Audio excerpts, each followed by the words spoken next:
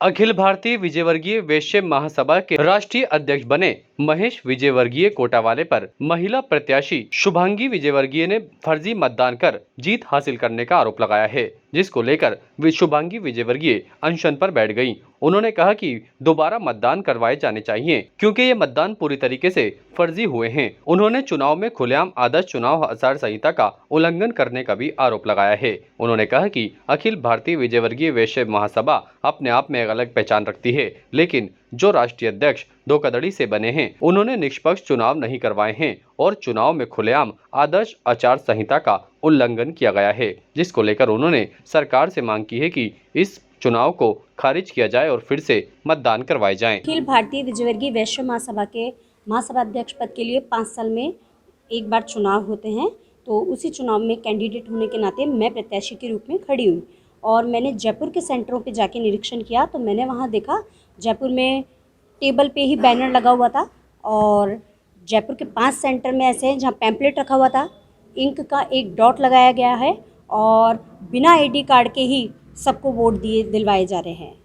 ये पूरी धांधली हो रही थी, पूरी तरह से धांधली हो रही थी। वहाँ पे खुलेआम उसका वीडियो सब कुछ हमारे पास है और एक जगह तो दुर्व्यवहार किया गया, वहाँ जयपुर में मैंने पुलिस के अंदर रिपोर्ट भी दर्ज करवाई है। देखिए, योगी मनीष विजयवर्गीय और अखिल भारतीय विजयवर्गीय वैश्य महासभा के चुनाव के अंदर पूरे देश के अंदर जो धांधलियां हुई हैं उसके पूरे एविडेंस हैं, वीडियोस हैं, तथ्य हैं, मतदाताओं की शिकायतें हैं। उन सारी शिकायतों के आधार के ऊपर लगातार चुनाव अधिकारी को संपर्क करने का प्रयास किया गया। कल यहाँ पर जो कि रामस्वरूप विजयवर्गीय अजमेर में रहते हैं, मुख्य चुनाव अधिकारी हैं, उनके शास्त्री नगर निवास के ऊपर हम 5 लोग गए। महिला प्रत्याशी को उन्होंने दरवाजे का अंदर अंधेरा कर दिया और बाहर निकलने के लिए बोला। ये जो उनका पूरा एविडेंस है, जो ज्ञापन है, वो लेने से इनकार कर दिया। ऐसी स्थिति के अंदर मजबूरन यहाँ धरने पर बैठना पड़ा है।